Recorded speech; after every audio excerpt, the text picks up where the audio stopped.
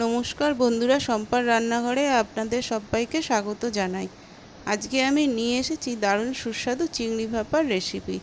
গরম ভাতের সাথে এই চিংড়ি ভাপার রেসিপি খেতে খুব সুস্বাদু লাগে, আর খুব সহজে এই চিংড়ি ভাপা তৈরি করে নেওয়া যায়।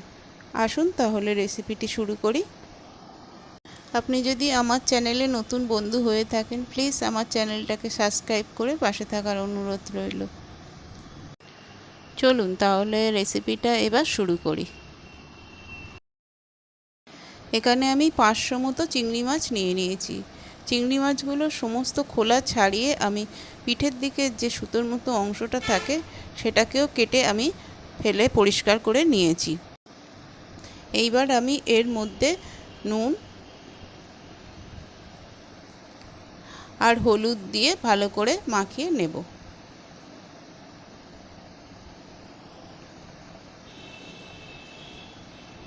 নুন হলুদটা ভালো করে মাখিয়ে নিয়ে আমি 10 মিনিটের জন্য রেখে দেব। এইবার আমি একটা মিক্সি বাটিতে 2 চামচ সাদা সর্ষে আর 2 চামচ কালো সর্ষে নিয়ে নেব। এইবার এই সর্ষেটাকে আমি ভালো করে একটু ধুয়ে নেব। আমি সর্ষেটাকে জল দিয়ে ভালো করে ধুয়ে নিয়েছি। এইবার এর মধ্যে আমি ছোট করে কেটে রাখা নারকেলের কুচিগুলো দিয়ে দেব, আর 2টো কাঁচা লঙ্কা দেব, আর সামান্য একটুখানি আদার টুকরো করে দিয়ে দেব। দিয়ে এর আমি একটা মিহি পেস্ট করে নেব। প্রথমে আমি শুকনো অবস্থায় একবার মিক্সিটা ঘুরিয়ে নেব। দেখুন এরকম গুঁড়ো গুঁড়ো আছে। এইবার আমি জল দিয়ে এটা ভালো করে একটা মিহি পেস্ট করে নেব। দেখুন সর্ষে নারকেলের এখানে সুন্দর একটা মিহি পেস্ট হয়ে গেছে। এইবার আমি একটা টিফিন কৌটো নেব। এই টিফিন কৌটোর মধ্যে আমি এবার সর্ষে আর নারকেলের এই পেস্টটা ঢেলে নেব।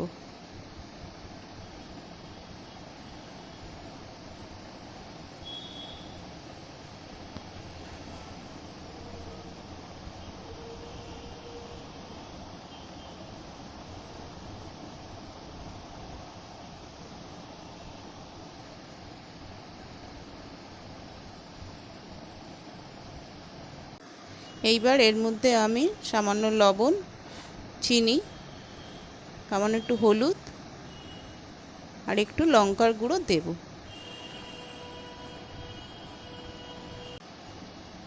আর সর্ষের তেল দেব। সর্ষের তেলটা একটু বেশি পরিমাণে দেব, দিয়ে সব একসাথে মিশিয়ে নেব।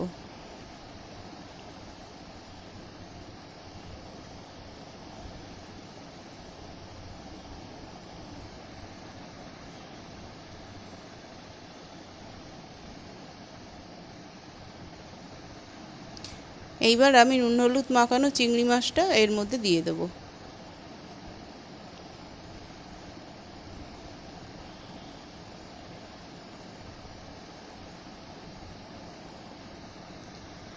দিয়ে ভালো করে সব একসাথে মিশিয়ে নেব।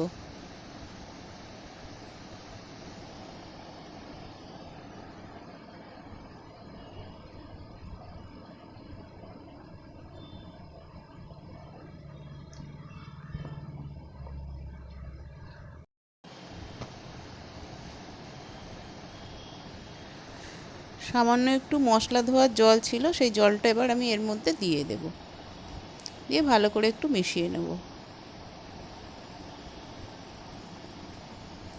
এইবার আমি ওপর থেকে একটু সর্ষের তেল দিয়ে দেব।